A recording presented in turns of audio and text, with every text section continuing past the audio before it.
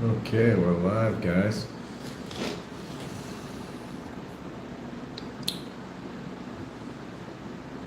Talking about Trump's tax plan.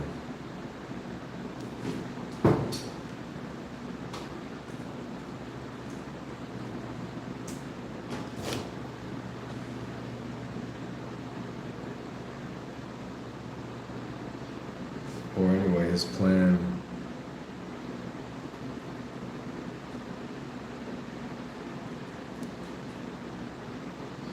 Trump's plan to give everybody stimulus checks in the near future.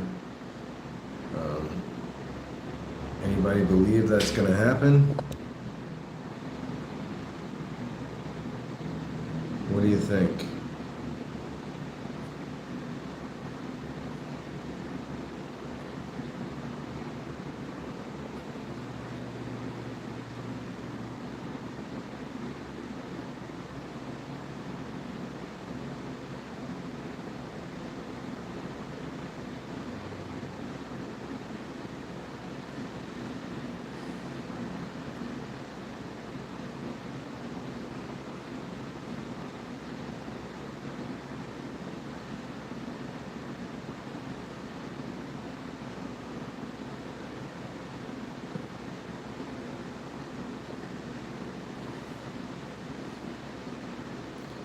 What do we got? Nobody's out there today?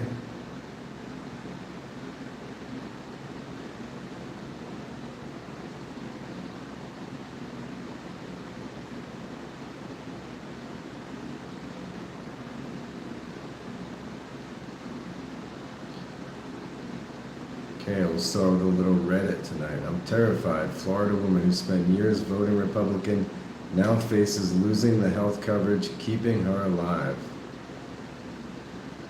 Trump pulled the plug on Biden's funds for Appalachia, and the same MAGA towns he gutted are freaking out. This is fucked up.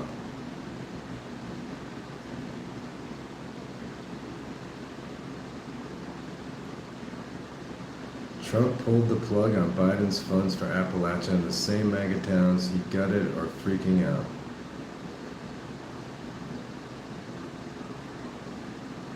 For a brief moment, community organizers in Appalachia thought they were, I went to college in Appalachia. For a brief moment, community organizers in Appalachia thought they were witnessing a once-in-a-generation lifeline.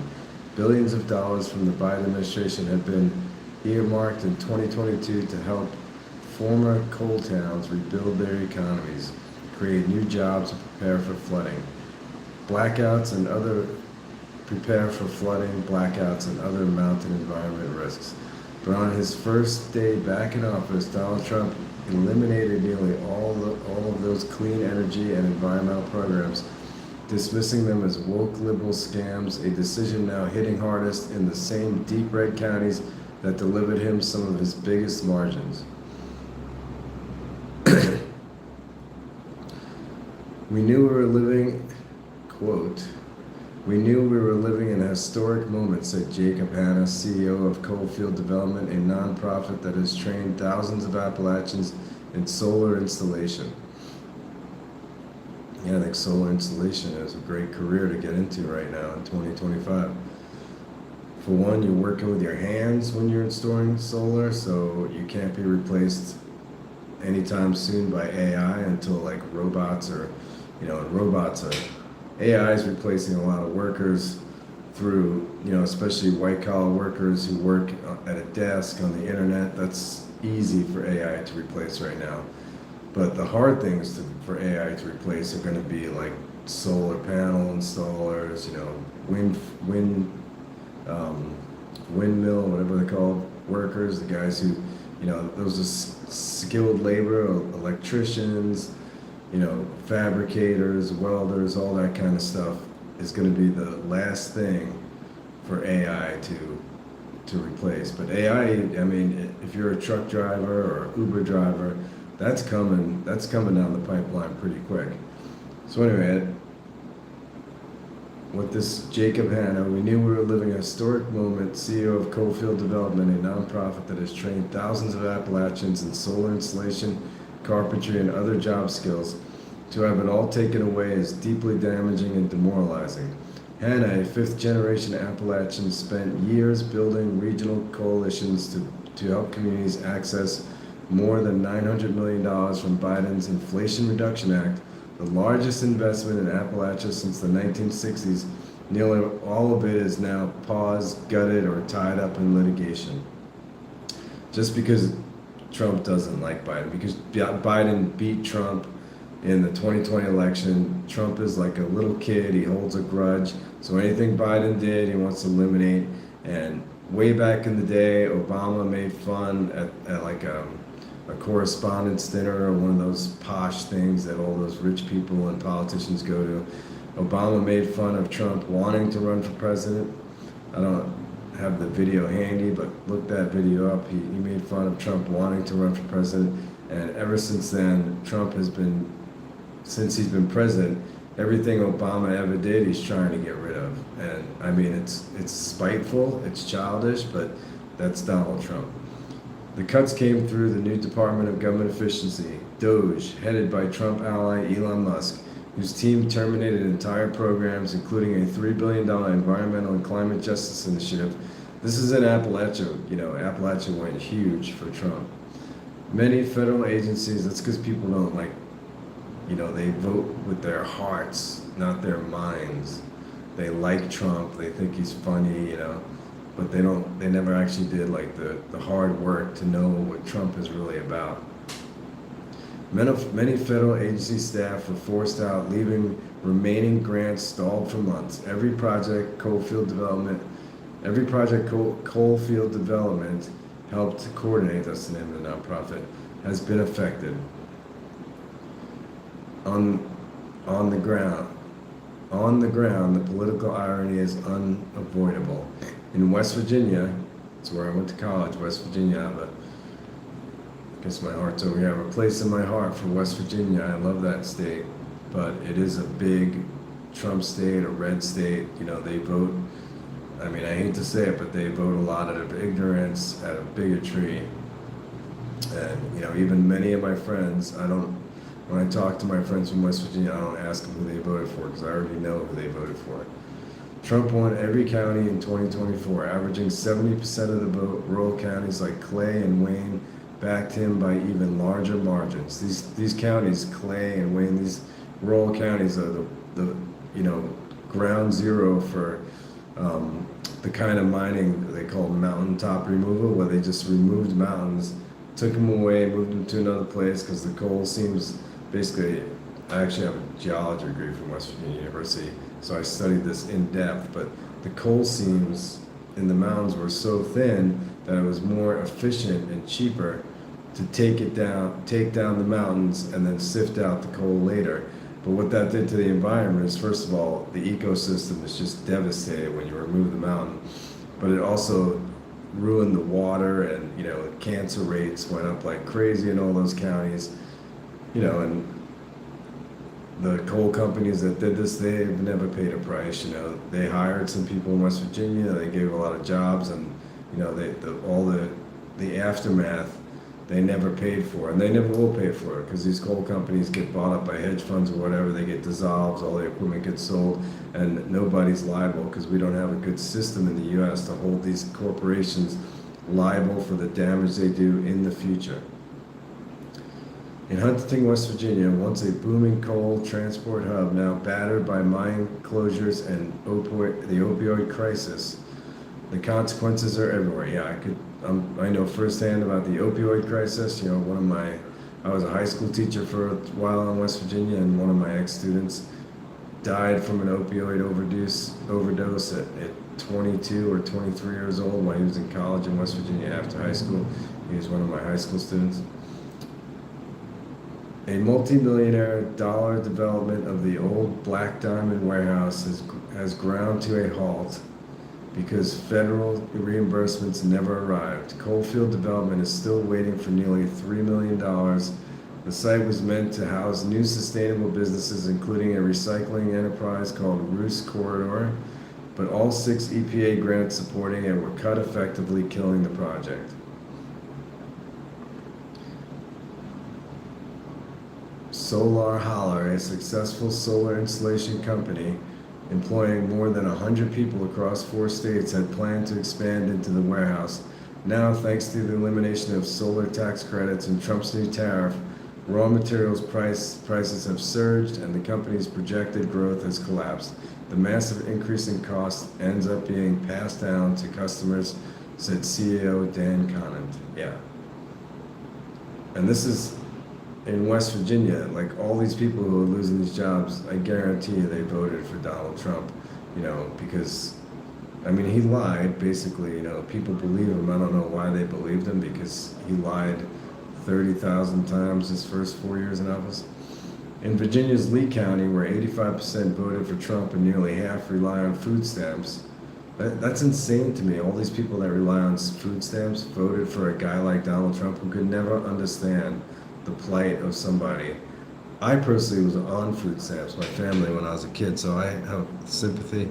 Hi to Zay 232, how are you? Jose 332, sorry. How are you? Welcome. Subscribe, please. A critical project. Wait, where was I? An EPA grant that would have allowed the town of Pennington Gap to demolish a long flooded asbestos-ridden supermarket and build a flood-resilient green space was canceled. People in Appalachia are used to being let down, said Emma Kelly of Appalachian Voices. This time we had the money, it was still taken away, and people feel betrayed.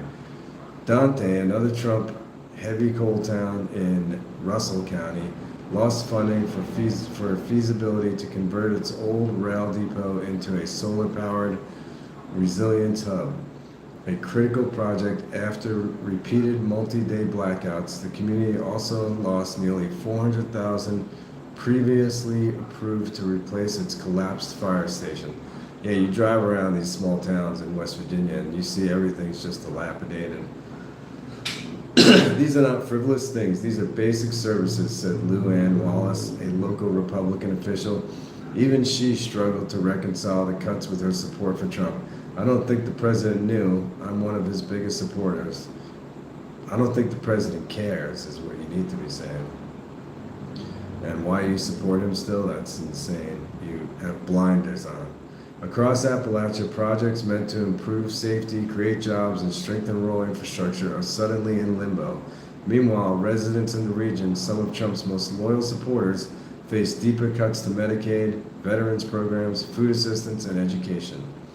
And they rely on that. Like I said, I lived in West Virginia for 10 years. They rely on that stuff more than most states. Yet many blame Washington politics broadly rather than the man they voted for. Hannah is racing to raise philanthropic money to keep some project alive until the courts resolve the legal challenges. The funding was committed by Congress, he said. We know we'll eventually win back some of these grants.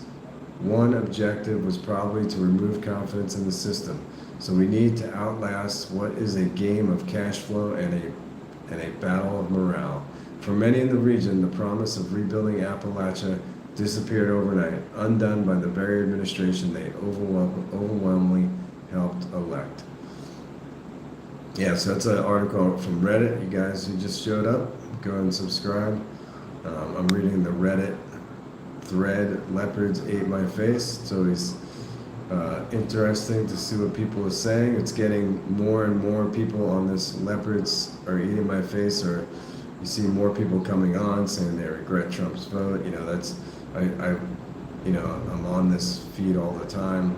I have it, pinned so I get all the updates and everything. And I can see this is just anecdotal evidence, but more and more Trump supporters are coming on here and saying how they're sorry they voted for Trump. They want to take back their vote. Can they reverse their vote? Which obviously you can't. Here's another one. Let's see. Other racists are turning on Cinnabon Karen, who was fired and regret donating to her after it's revealed she has mixed race son. I don't even know what that's about. Okay. They couldn't do the bare minimum. Ronald Brownstein. Mayor of heavily Arab-American Michigan City asserts Dems aren't doing enough to protect his community from Trump immigration enforcement. After Michigan Arab-American voters shifted sharply to Trump in 24 to protest Biden over Gaza, they directly empowered this. Yeah, I remember when Michigan was turning to Trump. You know, it was disappointing to see, but I understood what they were talking about. You know, Biden and, you know, he fully endorsed what was going on in Gaza, and I mean, Trump does maybe even more, but you know, they didn't, you know, he didn't let on to that. I mean, I don't think he outright lied and said he did say he was going to end the Gaza war, which he kind of did and he kind of didn't. I mean, he just ended the daily murder, but Israel is still controlling Gaza. They're still killing people all the time. But yeah, because of that, I mean, I saw community leaders in these Muslim communities in Michigan, you know, talking that Kamala Harris wouldn't even let them talk at the Democratic convention and blah blah blah. So they weren't going to vote. They were going to stay home or vote for Trump. And now they're regretting that because Trump's rounding them up and, you know, shipping them out of the country. So there is a lesser of two evils. They don't have that saying for no reason.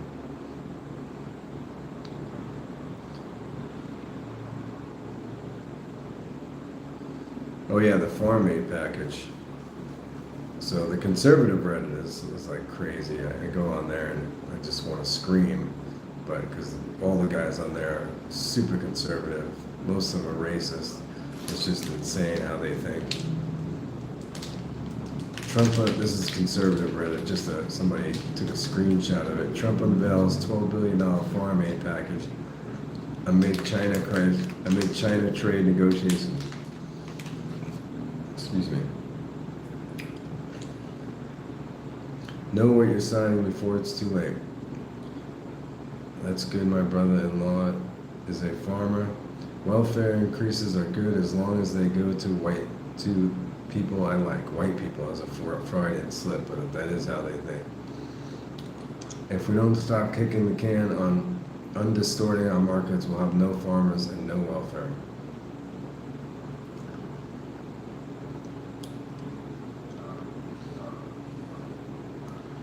Goes to Russia to fight against Ukraine, is tortured and killed by Russians who think he's a spy. Yeah, I saw that too. This guy, he looks way older than 39. I read he's 39. This American guy went to Russia. Did you guys see this?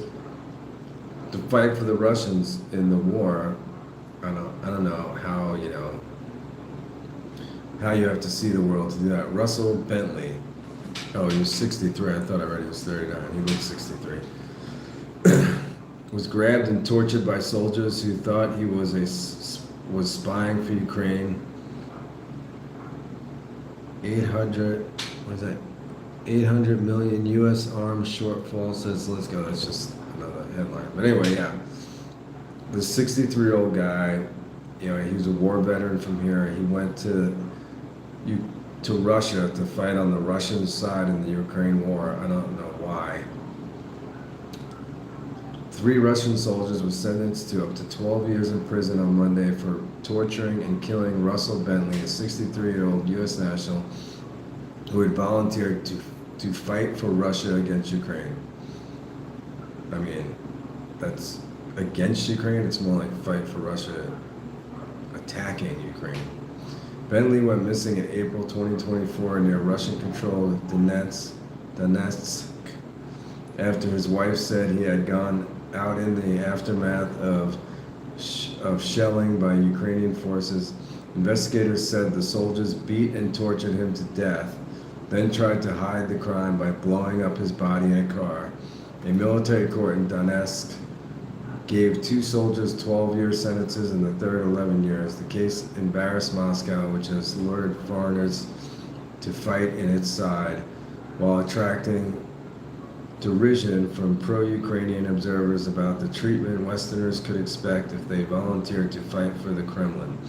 Russian authorities tried to portray it as a tragic one-off. Yeah, Russians have been kidnapping Africans, you know, advertising good jobs over there and then taking their passports and their phones and burning them and making them fight for them in Russia. I know that's happened to at least a handful of South Africans who got a hold of a phone and called the African consulate for help.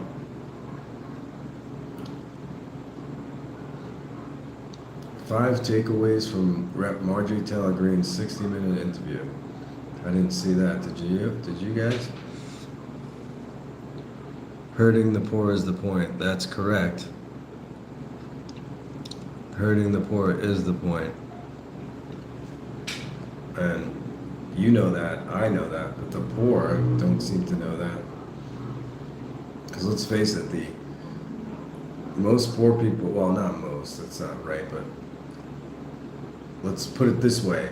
Red states are way more poor than blue states, and red states went for Trump big time. I mean, so did a lot of blue states this time, like Michigan, I just mentioned.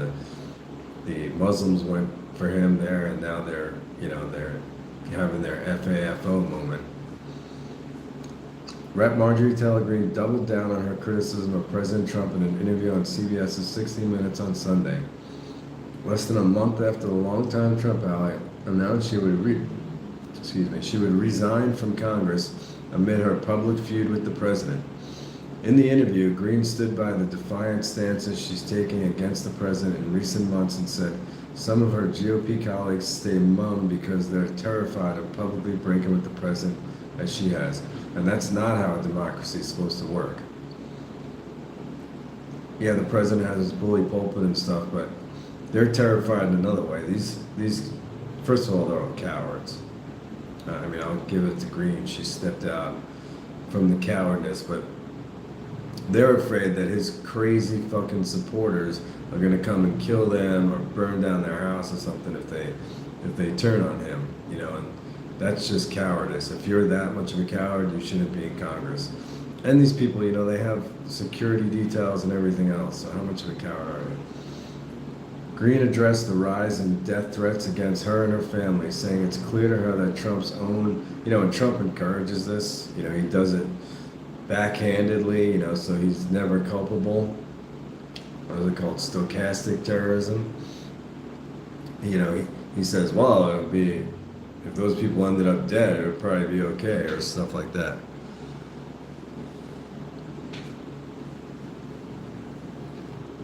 With less than a month before her self-determined departure date from Congress, Greene addressed questions about her political future. Here are 5 takeaways from Greene's 60-minute interview. The Georgian said it would shock people to hear how her GOP colleagues talk about the president behind closed doors. It wouldn't shock me. I mean, Trump's a fucking idiot, and, you know, people know it. It's just his hardcore followers don't know it, but most Republicans in Congress are not dumb people. They're not his hardcore followers. Yes, and I said it. His hardcore followers are dumb people. Greene said as recently as last year her colleagues would make fun of Trump but started kissing his ass when he won the 2024 GOP primary. Behind the scenes, do they talk differently? CBS anchor Leslie Stahl asked in an interview which aired Sunday. Yes, Greene said. How? It would shock people, Greene replied. Well, let's shock people, Stahl said. Okay, I watched many of my colleagues go from making fun of him, making fun of how he talks, making fun of me constantly for supporting him, to when he won the primary in 24, they all started, excuse my language, Leslie, kissing his ass, and decided to put on a MAGA hat for the first time, Greene continued. Okay, well, we want specific criticisms. That wasn't Greene told Stahl that more Republicans don't speak out against the president when they disagree with him because they're terrified of being targeted by him. I'm going to ask you about the almost solid support he has among Republicans in Congress. Is there, in that support, fear? Does the support come about because they're afraid that they'll get death threats, Stahl asked? I think they're terrified to step out of the line and get nasty. Truth Social posts on them? Yes, Greene responded. And they're watching what happened to you. The Georgia Republican said the president's own words directly fueled death threats against her son. Yeah, that's the stochastic terrorism I'm talking about. The subject line for the direct death threats on my son was his words, Marjorie Traitor Greene, Greene said, referring to the president's newfound label for her. Those were death threats directly fueled by President Trump, Greene added.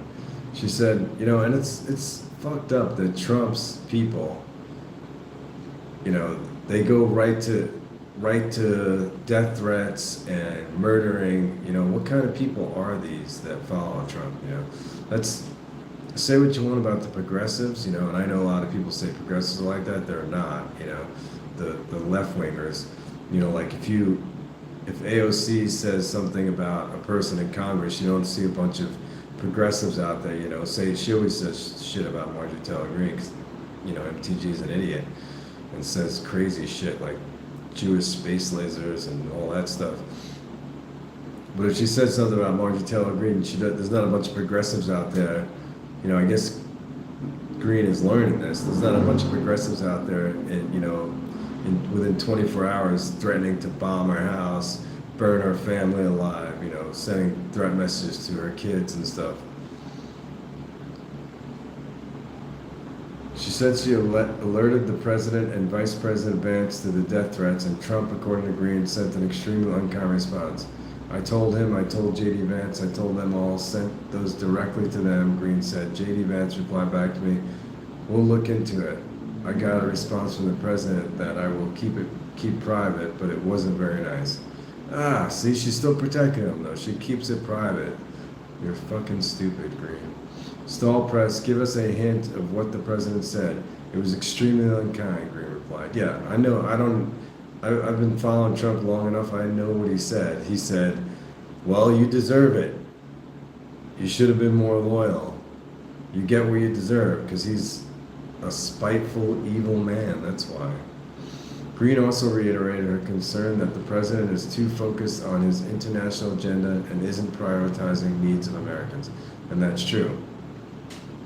But Greene is no innocent flower. She's no wilting flower, as they say. She came into Congress worth about $750,000. She inherited a construction company from her family, so it's not like she's super smart and made her money or anything. This is inherited wealth, just like Trump. You see why they think alike. Although she didn't inherit nearly as much as him. But she came into Congress worth $750,000 in 2021. She's leaving Congress worth $25 million in 2026. So, regular people don't get those kind of returns. It's because of insider trading. She was on like the defense budget board or something like that, and right after they made big defense decisions, before they were public, she invested a bunch of money into the big Halliburton, the big defense contractors who were about to get a big contract. That's how she made her money. Not to mention all the other bribes, congressional people and the people around them get from rich people, like the 50 grand Tom Homan got promising people things before he was even in office, which will be investigated when the Democrats get the House. So make sure you vote next election. And I know even if you hate the Democrats, I hate most Democrats except for like Jamie Raskin, Bernie Sanders, of course, is an independent. There's some of them that are okay. But even if you hate them, they're much better than Republicans. So vote for the Democrats, vote for a progressive if you have the opportunity, or vote for a Democrat, and they will investigate all this, and some of these people will be held accountable for their crimes. They definitely will. Mark my words. For an America First president, the number one focus should have been domestic policy, and it wasn't. And so, of course, I was critical, because those were my campaign promises. Once we fix everything here, then fine, we'll talk to the rest of the world, she said.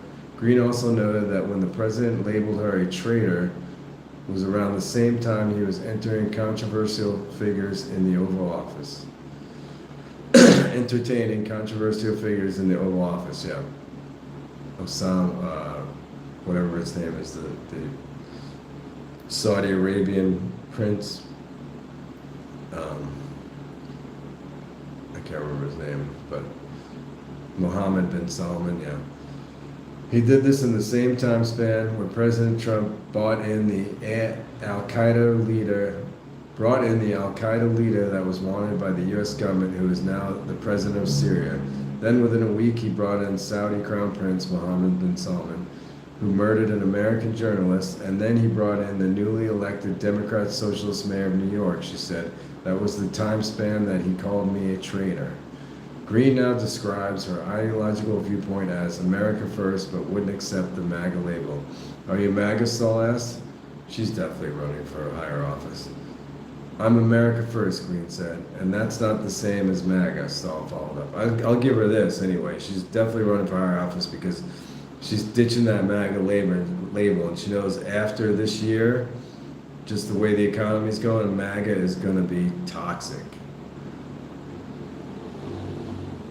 I'm America first, Green said, and that's not the same as MAGA, Stahl followed up. MAGA is President Trump's phrase, Green said. That's his political policies. I call myself America first. But you're not saying you're MAGA. That's over, Stahl said. I'm America first. Yep, Green added, shaking her head no. Green said she has no further political ambitions at the moment. Liar. People want to know, is this a true conversion, a true change of heart, or is it a kind of shrewd political calculation? A lot of people think you're doing it and that you in a year or so are going to run for some other office, Stahl asked Green. I have zero plans, and that is the political thing to say. She's become the swamp, actually, because that's what, yes, Biden 6 years ago, are you running for president? I have zero plans to run. That's what they always say. I have no plans to run. That's what Kamala Harris is saying now. I have no plans to run. She's going to try and run again. She's going to get demolished, but she's going to try and run again. I have zero plans, zero desire to run for president. I would hate the Senate. I'm not running for governor, Green replied, noting people in Washington find it hard to believe there isn't a long-term plan. Leslie, it doesn't matter how many times I say it. I'll have face-to-face conversations with people, and I'll flat out tell them to their face, and they won't believe me. And they're like, oh yeah, sure. They'll wink at me, and I'm like, okay, Green said. It's like I don't know how to make it more clear, she continued. Yeah, because everybody knows you're lying. I mean, she's going to run for a higher office. Maybe not, though. After 5 years, which is for her the day after she hits her 5 years, the day before, rather, she retires. And that day, members of Congress, even though, there's no such thing as retirement plans for regular people, they get their full pay for the rest of their life, their medical plans, all of it. So $200,000 a year for the rest of her life, her medical coverage for the rest of her life, just for doing 5 years in Congress. So run for Congress. It's a good way to get rich. It's a good way to get, a full, really good retirement plan, because most people, I think average unemployment now is $30,000 a year or something like that. Not even, it's like $24,000 a year. So compare that to the $200,000 a year they get, and full medical coverage, just covered for life, which is big when you're old, because most people need that when they're old. Okay, so let's keep heading down the Reddit rabbit hole of leopards ate my face.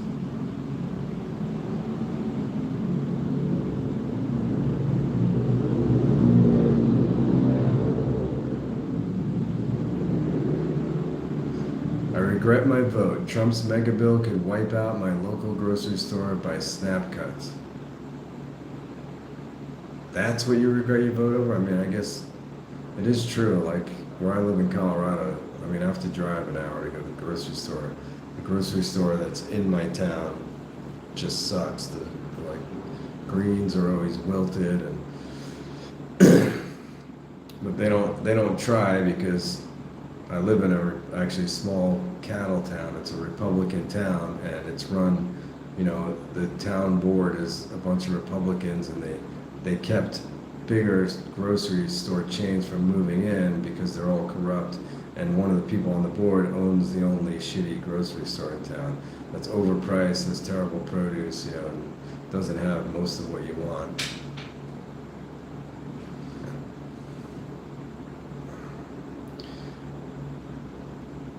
Wright's Market has been a fixture in Opelika, Alabama, a town around 30,000 near Auburn University. Since the 1970s, the supermarket relies on the Supplemental Nutritional Assistance Program, SNAP, for roughly 1/3 of sales. It's crazy how these people in Alabama, I mean, Alabama probably went 80, 90% for Trump, and, half of them get SNAP benefits. They're insane. SNAP is a big piece of what we do, said owner Jimmy Wright, who has worked at the store since he was 12 and bought it almost 30 years ago. We see very hardworking people who are using this program to try to feed their families and pay rent.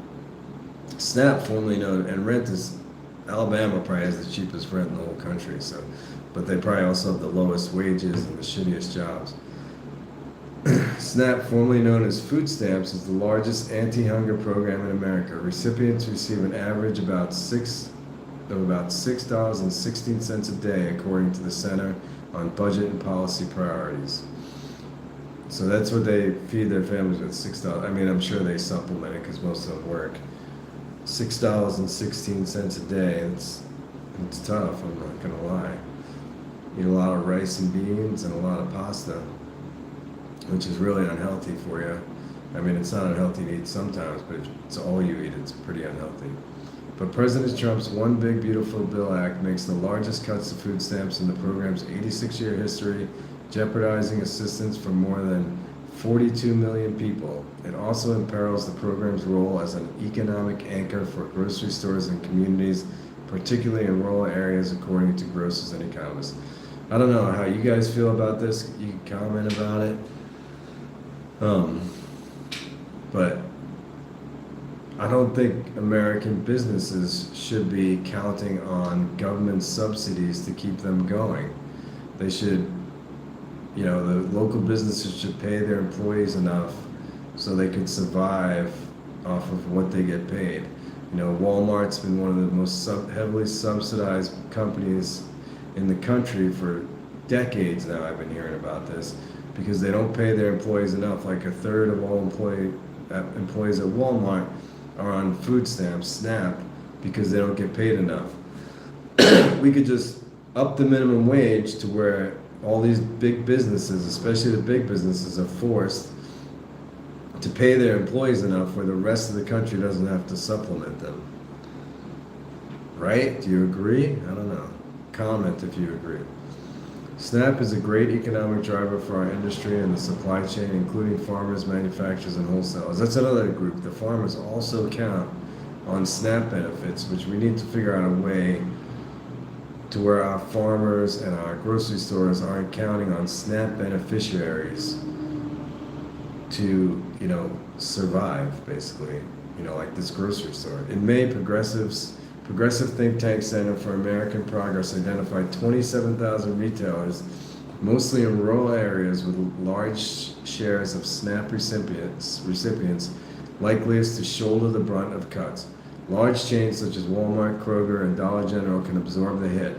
It's the small independent grocers that depend heavily on SNAP to sustain razor-thin profit margins that will be hit the hardest, food experts say. These independent grocers are often the only full-service supermarket in rural and low-income areas. Cuts to SNAP, along with changes to Medicaid, will likely impact a wide swath of vulnerable Americans that the GOP promised to protect. I'm curious to see if it affects the mercantile in my town. I'm not on SNAP, but I don't know how many people in my area are on SNAP, and we do have one independent grocery store like that, and it's about an hour drive to Walmart. But there is a Dollar General and a Family Dollar in my town, and they both sell shit processed food. But I see people, and I feel bad for them. Like, I'll run in there to get some, duct tape or something, and I'll see people in there, with their kids, and they're always like obese, shopping, and they're like doing their food shopping in Dollar General. There's no fresh food. It's just processed food, frozen pizzas, not even the good frozen pizzas. At Wright's Markets, shoppers using SNAP benefits are a reliable customer base and help guide business decisions. For example, the store designs its food selection and prices to meet the budgets of low-income customers on assistance. It also participates in agricultural department programs designed to help SNAP recipients buy fresh fruits, vegetables, and milk. Excuse me. See, that's good. But still, I think we need to find a better way. But SNAP cuts may force Wright's Market to raise prices or cut jobs. If we start dropping in revenue, we'll have to find ways to compensate for that, but to keep going, Wright said. The Agriculture Department has said that every $5 in new SNAP benefits generates as much as $9 of local economic activity. Food stamps also lead to my stores and higher employment, sales, and salaries. A 2020 study lead to more stores, and higher employment, sales, and salaries. A 2020 study by University of California, Davis researchers found. Yeah, see, we need to find a better way than subsidizing. I'm not saying the Trump way is the way either. Just hurting people is not the way to do it, but that's the way the Trump administration is doing it. SNAP is such a part of stores being able to exist, said Wright, who is also a national advocate for independent grocers. Small stores don't have the sales volume to lose, and they are more dependent on the SNAP program being strong and customers being able to use it. More food deserts in urban and rural areas. The nonpartisan Congressional Budget Office says the law will reduce federal spending on SNAP by around $187 billion over the next decade. House Republicans say the changes will restore integrity to the program and benefit grocers by pushing more people to work.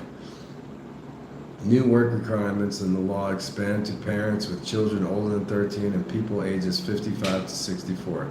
A significant number of people who currently are on SNAP through unemployment will now be climbing a ladder of opportunity, which means they'll be able to have more resources to buy more food. So our grocers are going to do well with this, House Agriculture Committee Chair G.T. Thompson, a Pennsylvania Republican and top negotiator in the plan to slash SNAP, told Politico. Yeah, what he means by that is they're going to force them to work, so they'll be making more money to contribute more money to these stores, but that's not going to work. So people who have 4 kids and could only get a job at 7-Eleven, it's not worth it for them to work. What if they have a kid say they have a kid that's over 13, so they can't get SNAP for it, but they have a kid that's 5, but then they have to get babysitters for the kid, which costs like $32,000 a year. I think the pay at a store like Walmart or 7-Eleven is about $30,000 a year. So how the hell can they afford that? But studies have shown work requirements for SNAP do not increase employment. Exactly. SNAP cuts may even result in job losses. A study earlier this year by the nonprofit research group Commonwealth Fund estimated that cuts could result in the loss of 143,000 food-related jobs in agriculture, retail, grocery, and food processing. Yeah.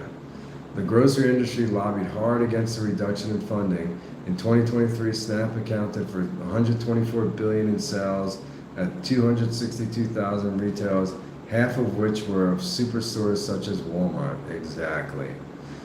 Walmart's making a bundle of this, while a quarter went to supermarkets.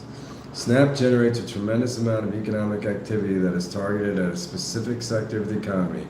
Grocers, said James Ziliak, the founding director of the Center for Poverty Research at the University of Kentucky, a key advantage of SNAP is that money is spent locally. It is a very component of the local economy for poor communities. I think there's a word missing there. It is a very good component of something. Both urban and rural, as well as wealthier communities with large low-income workforces, he added. John Ross, the CEO of IGA, a chain of independent grocery stores, estimates total funding for SNAP will be cut by 5 to 6% in the short term and 8 to 9% in the long run. Those figures, he said, could be the difference between grocery stores being able to survive and failing. There's a possibility of creating more food deserts in urban and rural areas, he added. Stabilizer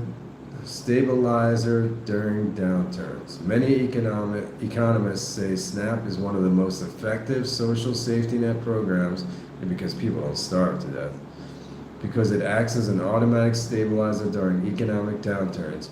As incomes drop, SNAP spending typically increases as more people become eligible and enroll. Between 2018 and 2023, 12% of U.S. households received food assistance. Roughly half are families or include a person with a disability. Among other requirements, household must be at or below 130% of the federal poverty lines to qualify. So the federal poverty line is like 32,000 for a family of four, which is insane. You know, you need well over 100,000 to live comfortably with a family of four.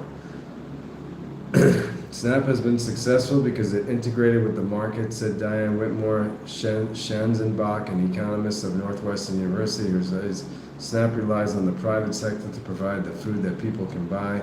It really plays to our strengths, she said. What the government does very well is give resources to people to have them spend through the normal channels of commerce at stores and their local area. But the new law makes several major changes to SNAP that will impact grocers both right away and in the future. Instead of drawing more people into the labor market, work requirement changes will push people in poverty off food assistance, Schanzenbach said. These folks have huge barriers to work. It's not that they are laying around on their couch and playing video games, quote unquote, she said. They've gotten addiction problems. They've got mental health problems.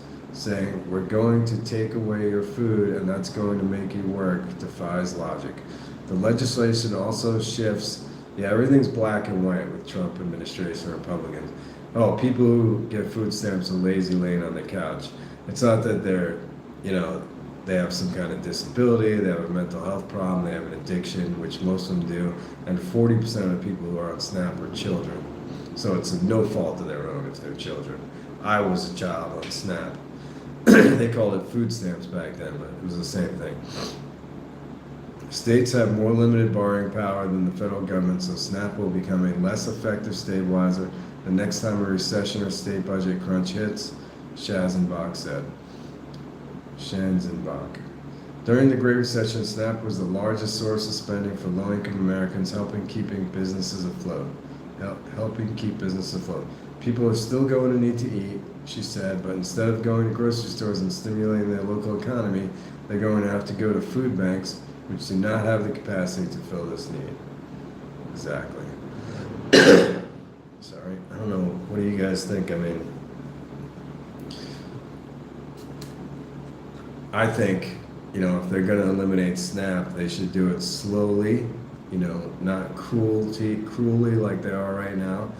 And they need to raise the minimum wage to $25 an hour. I know that sounds like a lot, but that's the minimum to live on as a single person. Forget about a person with kids in the U.S.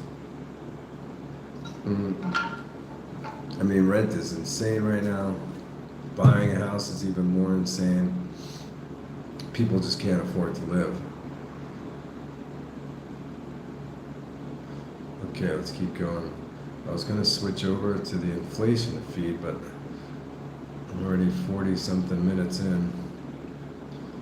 4 people watching, all right.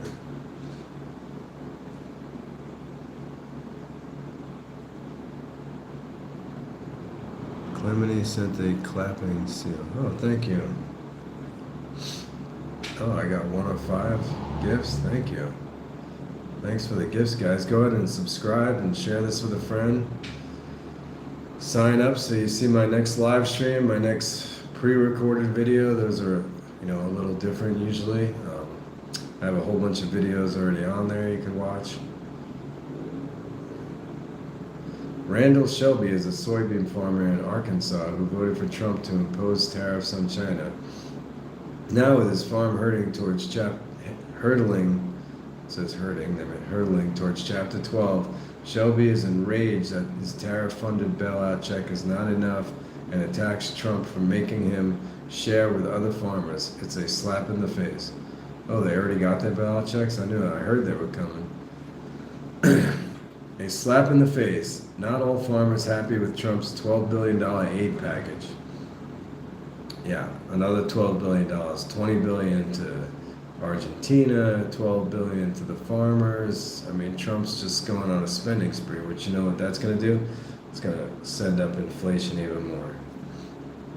U.S. soybean growers who were hit hardest by tariff disputes, have voiced frustration that overdue funding falls well short of what they need.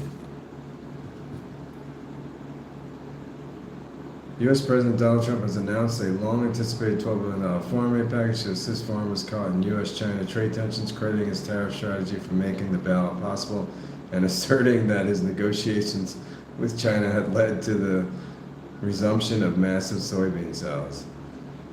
Well, there's no massive soybean sales, and that's kind of circular logic that his bailout is possible because of the tariffs. These farmers also lost their businesses because of the tariffs, so that's what we call circular logic, Mr. Trump. President Trump. Daughter Trump, whatever you're gonna call him. But the announcement has not pleased all farmers, particularly those still struggling with low prices and lost markets. Some said it was too little too late and that a bailout wouldn't be necessary if there were no tariffs. Yeah. John Bartman, a soybean farmer from Illinois, said the aid was a drop in the bucket and roughly the same amount of money that China would have purchased in a normal year anyway. Exactly. It's just the stupidity of the whole situation that we're in this mess. And why is China not upholding their end of the bargain? Why do we have to have this payment in the first place, he added. U.S. Agriculture Secretary Brooke Rollins said the government will issue $11 billion in direct bridge payments to crop farmers by the end of February 2026, while holding back $1 billion to assess needs among specialty crop producers. And the last time we did this, most of the money went to big corporate farms. While blaming his predecessor Joe Biden for the total mess and highest inflation, Trump said that the aid would not be possible without tariffs and called $12 billion a lot of money. He's such an idiot. I'm not going to read what he said. It's just idiotic. Mayor of Kansas town supported. Okay. Let's go check on X.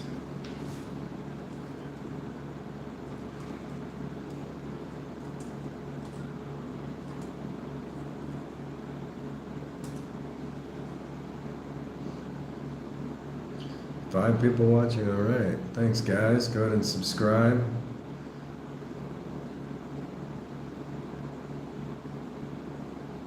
Here is my answer. Hi, unfortunately, I don't have a crystal ball. On the short-term days, we are in downtrend. On the long-term months, the uptrend is still in play. Okay.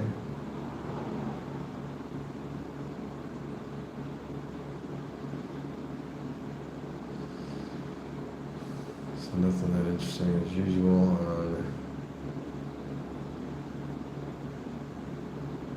Have you guys seen the South Park making fun of Trump and JD Vance? It's freaking hilarious. It really cracks me up.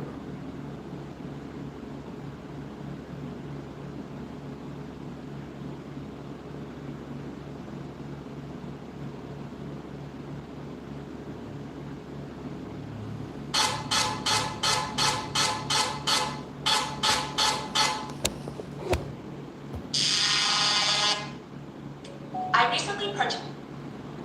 Yo, can I be real for a second? And that's YouTube. I want to talk about the Democratic senators' leaked texts that are frankly gross and how it connects to where we are right now as a country and where we need to be going. So Ruben Gallego is a Democratic senator from Arizona, and this past week he had some pretty concerning text messages leaked to the press. They were originally leaked on a right-wing website, then were posted in People, and I read about it in The Advocate. Gallego is a career politician. He was a member of the House of Representatives before being elected to the Senate this past November and being sworn in January. I've been critical of him multiple times this year, including when he supported the Lincoln Right Act.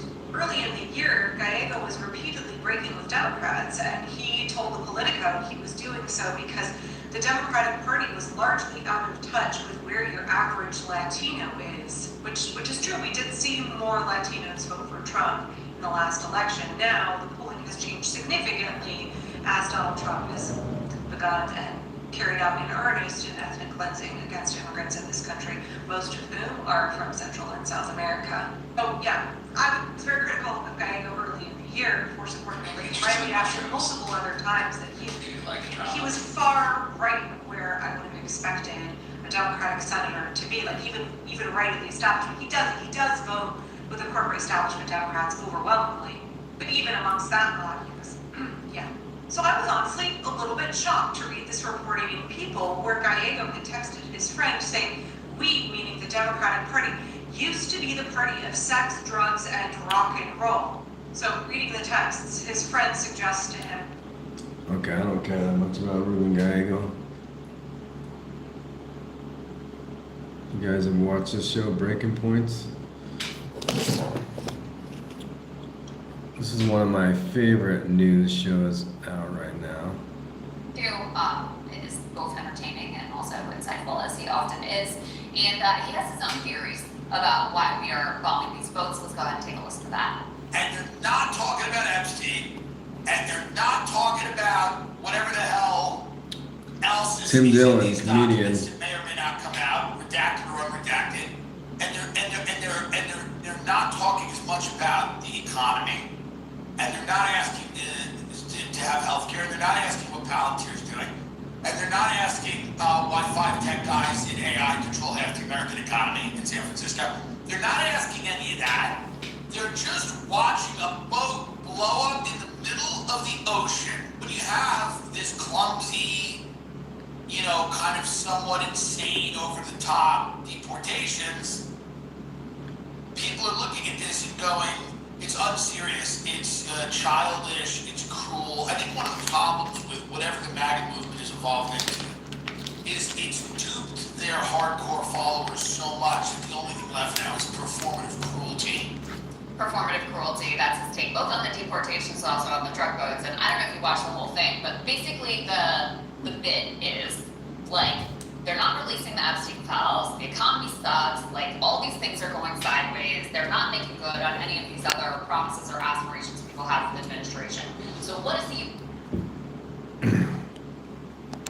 Okay, guys, thanks for watching. I'm going to leave you with that Tim Dillon piece, and I'm going to do a video on that, so look for that. Subscribe, guys. Thanks for watching my live again. I got to go now, but thank you, and I'll see you next time.